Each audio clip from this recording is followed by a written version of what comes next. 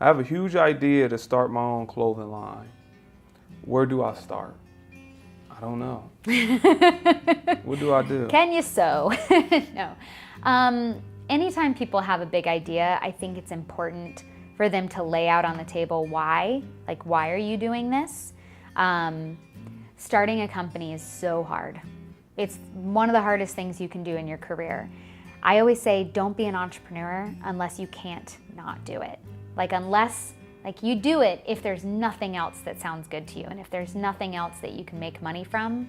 You're an entrepreneur and you start your own business because that thing is so important for you to get out into the world that you have no choice but to make it happen.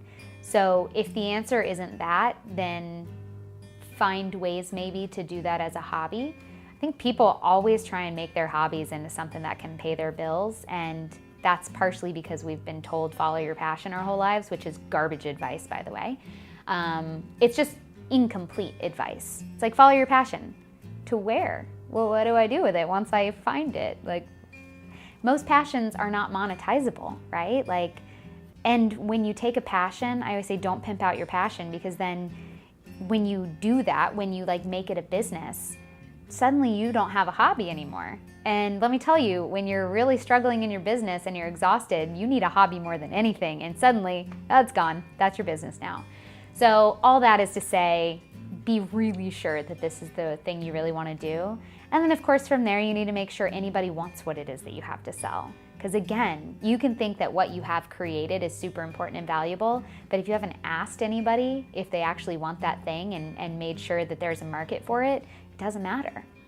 And so much money and time and heartache is going to be wasted on something that you thought mattered and thought the world wanted that they didn't.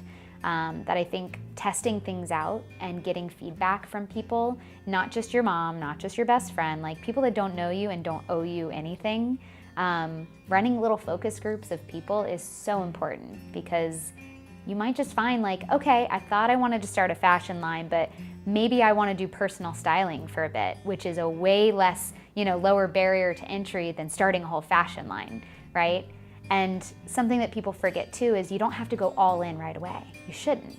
A lot of times, and I know Shark Tank or Mark Cuban's whole thing is, well, unless you go all the way in, like you're not serious. Okay, billionaire, be quiet.